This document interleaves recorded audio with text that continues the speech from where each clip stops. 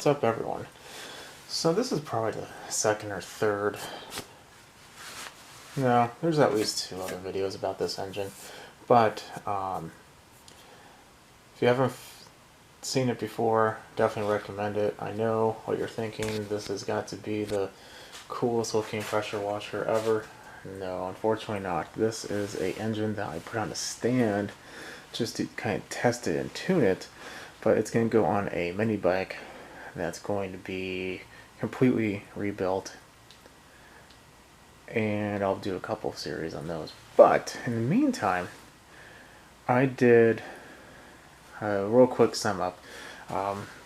This should be pushing anywhere between 16 to 18 horsepower, I believe. It's real hard to kind of gather exactly how much it is, but we porch and polished the head. We installed a new cam, built a fly wheel, and then built a connecting rod. 24 millimeter Makuni, and we sealed up all the intakes. We did governor complete delete the correct way, so we're not going to leak anything. And this thing will probably rev up to a good 8,500 RPM. Oh, and new valve springs, of course, because we put a new cam in there. The cam, I forget exactly what it is, but it's a fairly decent one. And while it runs great, don't get me wrong, there's a couple things I want to do. So this is a 10 thousandths, I believe. If it's not, I'll change it on the screen. Head gasket. And what that basically effectively does is when you increase the compression of the engine, you kind of will create more power. More compression means that there's just more power. So the normal head gasket is substantially thicker than this. So you can either shave your head and put one of these on. I don't really like shaving the head because I don't have a mill yet, but I also don't like using a bandsaw, or not a bandsaw, like a belt sander. There we go. That just seems like it's just a bad idea over time, if it's a little off. So until I get a mill, I'm not going to pay to get a milled. This is going to have to do. But this is probably at least a quarter the thickness of a normal one. Whenever you do put any of these on, you do. Okay, anyway, higher compression, we're going to have more power. It's going to just be a lot easier. Now, caveat to that, when you increase your compression, you're probably going to be increasing a lot of things in there. You're going to increase the wear, you're going to increase the need for good sealing, which is why this is what we're going to be using, the copper spray gasket. It's a high temp gasket spray. All we're going to do is we're going to spray this on the outside, on both sides, put it on, and then that's it. We also have to retime or redo the valves because the valves are going to be completely off. We are taking off a significant amount of travel, so they probably will be open, I'm assuming. So we'll have to readjust those. According to the cam, it's 3 thousandths. What came in it was a excuse me, Briggs & Stratton plug. I'm not a fan of it. I wanted to put a true NGK. There we go. And basically I'm just a fan of NGK more than I am of the Briggs & Stratton plug. It's also a hot plug. Now, I hope this goes without saying that this needs to be run on premium fuel, ideally premium non-ethanol fuel.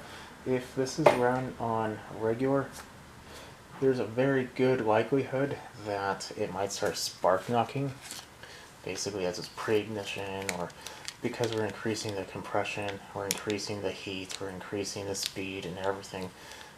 Gasoline, once it gets to a certain temperature, will just spontaneously ignite. That's why there's octane ratings. Those octane ratings allow you to put more temperature and more pressure on the gasoline before that occurs. So premium fuel. Something that we also will be doing is we're going to be rejetting it.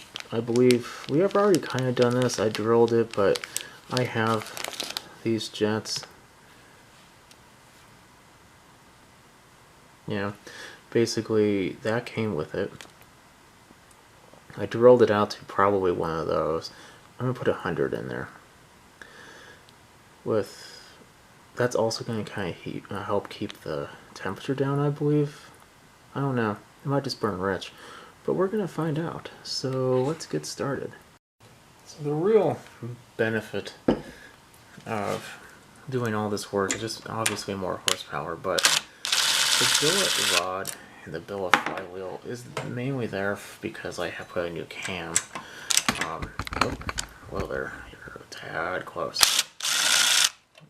Because it has the ability to rev up higher, faster, you don't want to have components in your engine that were not designed for that, which the stock ones were not. You could easily throw a rod. Wow, that's not inherently dangerous. It can be. Usually it just goes through the side of the block and yeah, that's it. We're going to take off the valve cover first. Really have no reason why I did that one first, but we're also going to have to take off the header.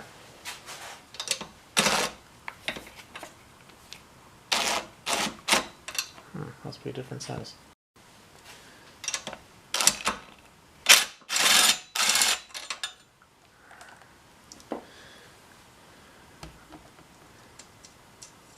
One of the reasons why I waited to do this is mainly two. The first one, I don't really know if I wanted to do it. I mean, you do get a decent amount of benefit from it, but it was running pretty good. So I really had no need to, but then it got to me like I thought it would, and then I decided I was going to do it. A little dirty. So, you know, that happens mainly to me, but why not? You know, if we're going to go and do something, we might as well do it all the way. I'll disconnect that. I'm not going to take off the actual intake because it's a lot easier to just take off the carburetor. And I don't really want to. I guess it's pretty simple. So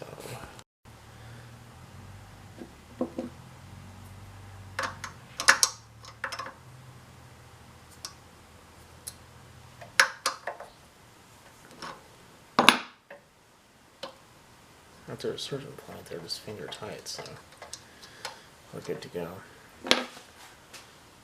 We do, however, want to put our mini clamps on there and take off the fuel line. Might shorten that line too, just a little bit.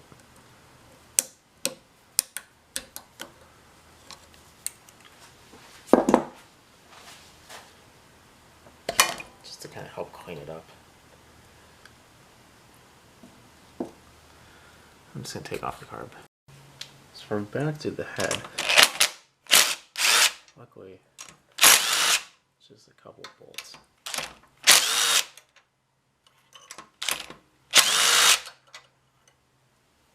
And assuming you disconnected everything, maybe we'll take these out.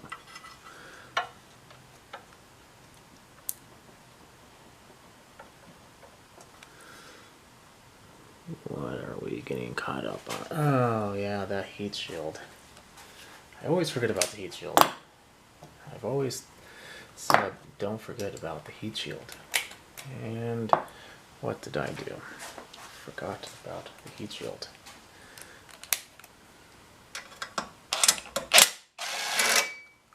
This heat shield's actually very important for two things. One, to put it back on if you took it off.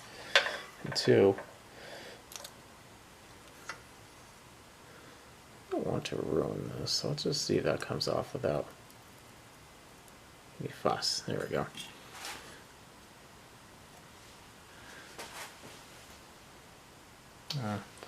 Yes, 2 bolts, of course. Why would there only be one? One, it actually guides cool air from the flywheel throughout the head and cylinder, so you don't want to mess with that. Wow, it's actually a lot cleaner than I thought it would be. This was ran for like a good 20 minutes too.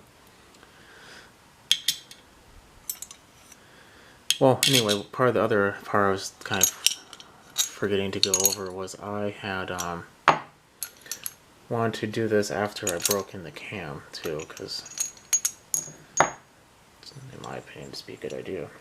So let's take off this old one.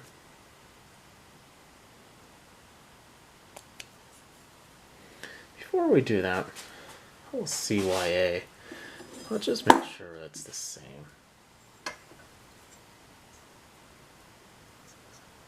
Okay, it is. The holes might be a little bit different size. We might have to modify that a little bit, but it should be the same.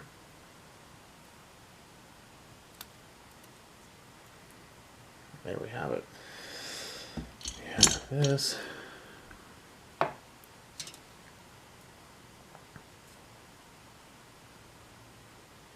See the size or the thickness difference?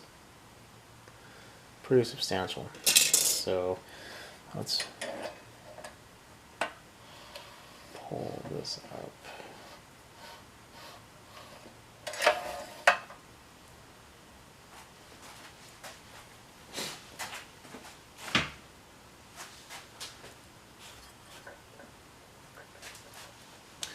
And let's see what we can do about removing some of that extra residue. Let's take out the guides.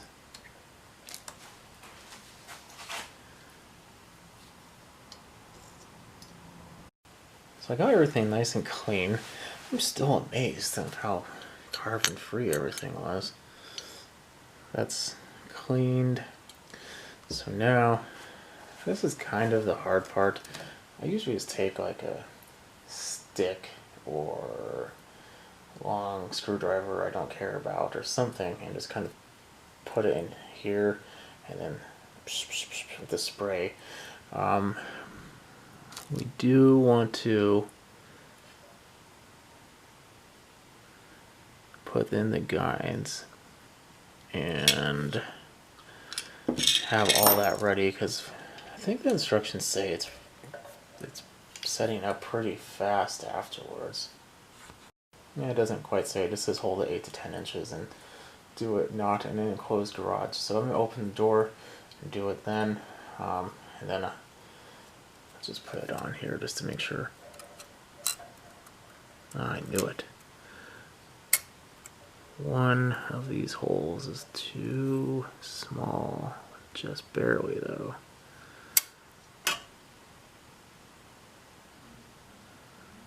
So I'm gonna have to take a quick drill and just drill that out. Okay, so very carefully I just took a step drill, the one I had the most steps on, and I just drilled it out. It's kind of wobbly. I try to bend it, kind of put it back into place, but it's not too bad. Yeah, I'm going to put that on.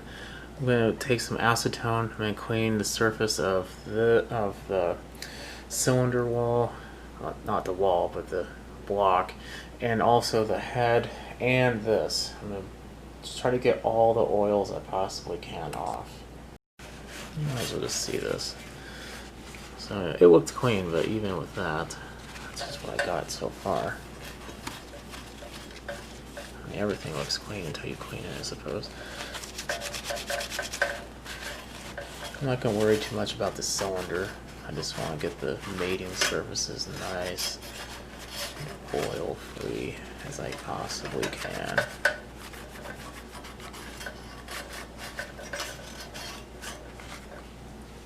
And then, like I said, also on the head. The head's a whole lot easier.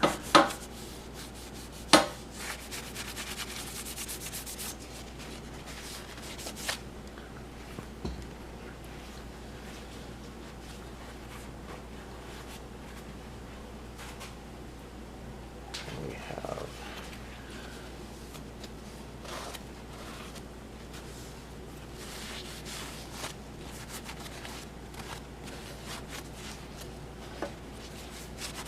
this should be pretty clean except for, you know, my hands all over it.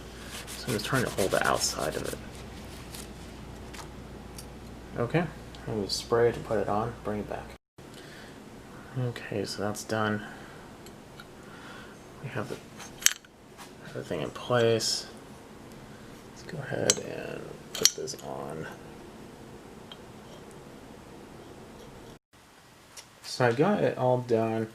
I didn't really attempt too much on what the torque spec should have been, but I torqued it down to 17 foot-pounds, which is technically the stock version of it. Whatever you do, do not try to pull it over until you put the push rods in. Doing so can cause you to potentially drop a tappet in the crank. It's not very easy, but you potentially could. You know, weirder things have happened. So I do not like doing this at top dead center. I just don't. I like to do it in the middle of the stroke that I'm not going to be using. For instance, this is the intakes or the exhaust stroke. The valve is all the way down. I know that there should be nothing right here. There isn't. So that's kind of what we were expecting. We need this to be 3 thousandths. It's loose. That would probably be the reason why it was a whole bunch of nothing.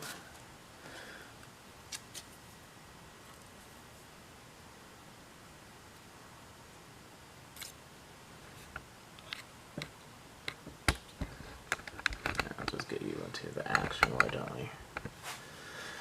I will use you to look. So we take it, that's too tight. We loosen, this is already loose. I'm loosening the one behind it. And I want to have just enough drag where I can move this semi-freely.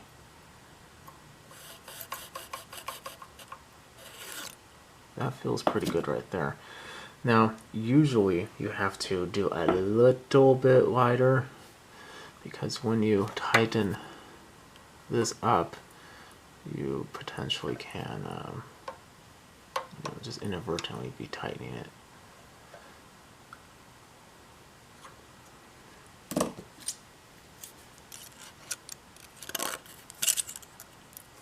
See what I mean?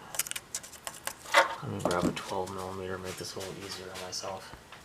You know, I would have sworn it was a 12, not a 14, but it's a 14.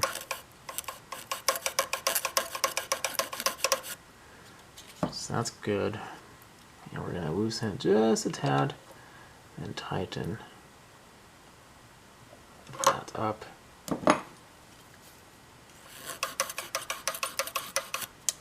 Very good. Now just for a final tightening.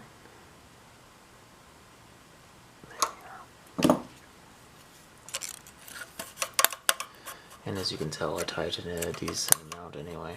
So we might just try to cheat our way out of this one a little bit.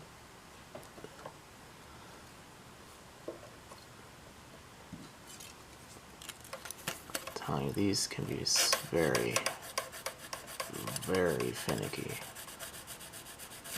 This is definitely one of them.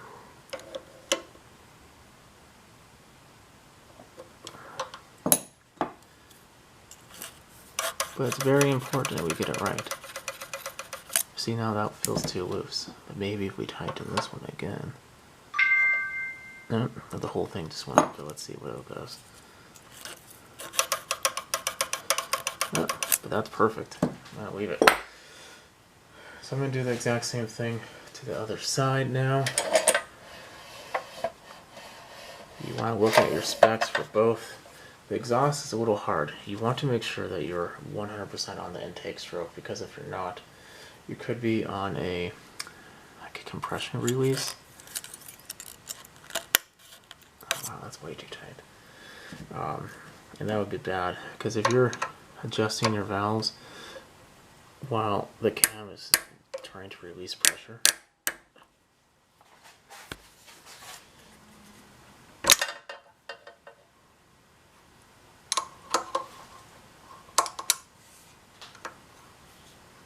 wow, that was on there. Here we are.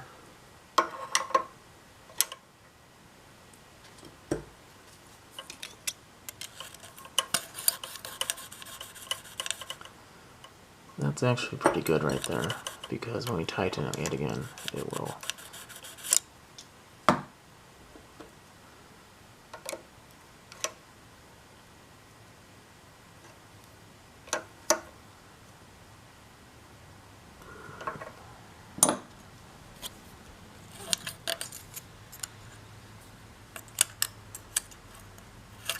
Nope. Let's see, can we cheat a little bit? Maybe.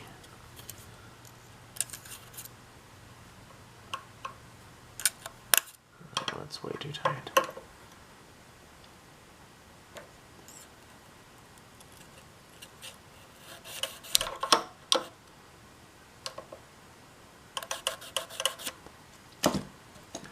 Too loose of a valve will cause it not to maybe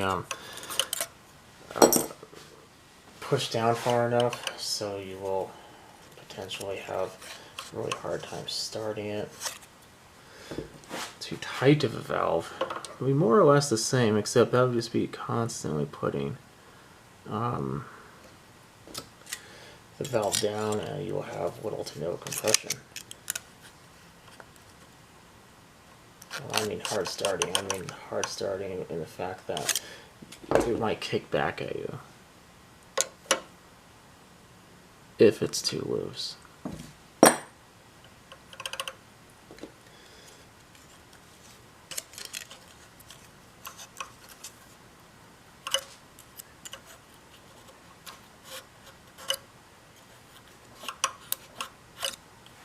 Still a tad on the tight end. And this one is just not very cooperative.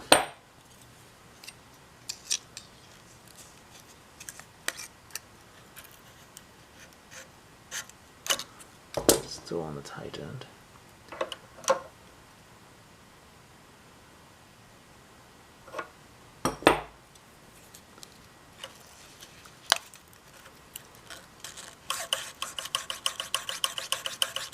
Okay, I'm okay with that. Next, we are going to change the spark plug.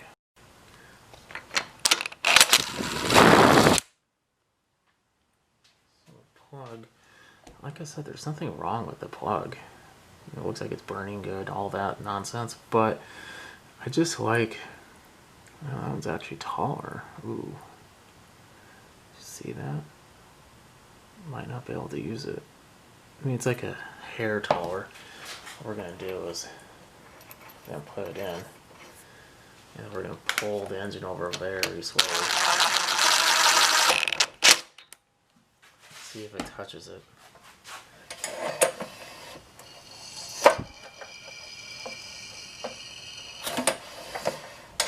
Definitely has more compression, I can feel it.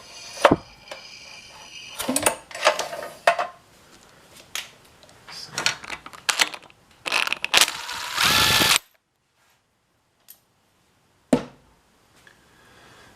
I think we're fine. It didn't really get that close, or if it did, it didn't really make too much of a difference, but I think we're pretty good.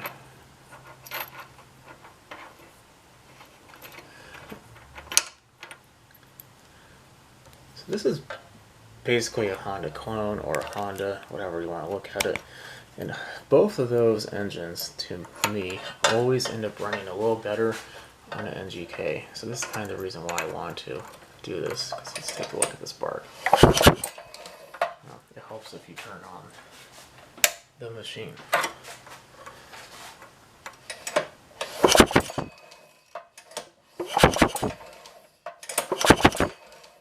Let's pull.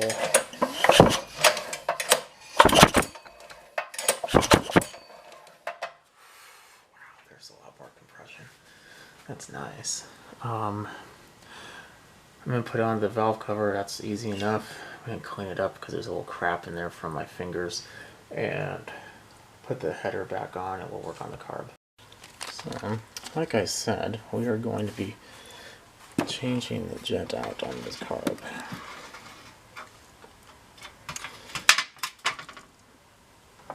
Let's sometimes take out the fuel, but I'm not too concerned over that right now. Just take this out of the way.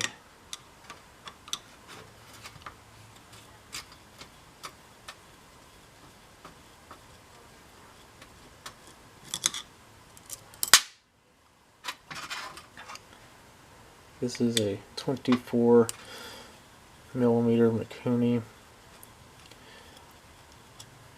I also replaced this O-ring, the one that came with it. I don't want to say it was bad, it just wasn't very thick, and I feel like it had like a ripple in it.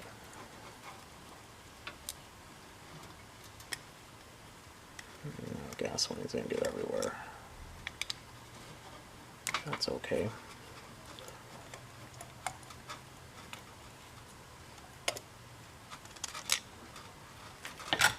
Oh, watch yourself.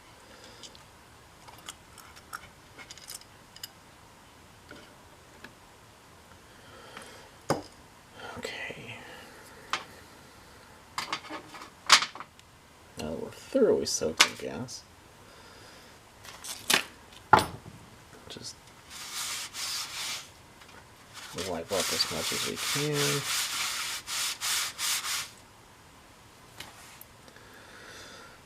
Now,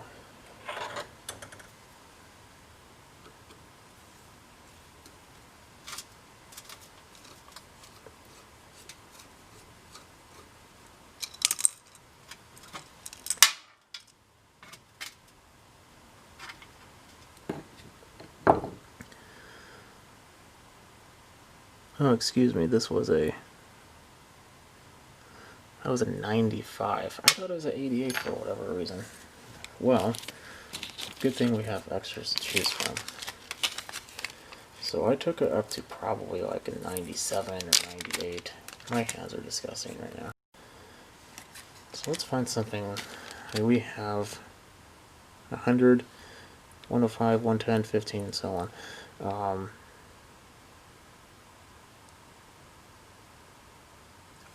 Why don't we go up to 110?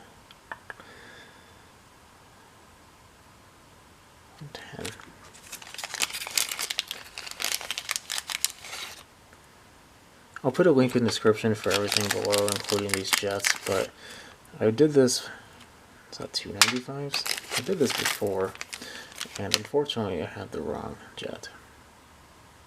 That's a 120, 110. So there's the long ones, which apparently are meant for completely a different style of bowl than this one has. And then there's these shorter ones. They also make, of course, they also make pilot jets, but it had no problem idling. I might drill that one, but I don't think so.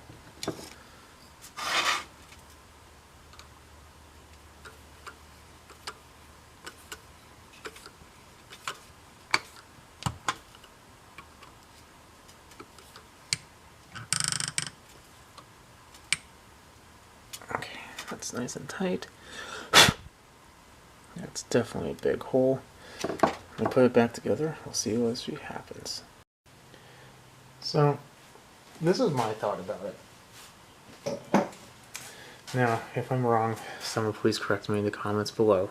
But part of the problem with spark knocking is a leanness.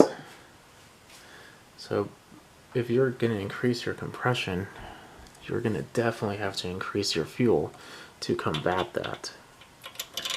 Now, like I said, that's just my assumption of it. I could be wrong, but I don't think so. If anyone does know the true answer to that question, like I said, definitely don't keep your mouth shut. But from what I have gathered and just general engine knowledge, that would be my primary assumption. So I'm going to need pretty much 3 hands to do this, so we'll bring it back. Okay, so got it together. I have a cheater can here if we need it, but I don't think we will. Put it on. Let's see what happens.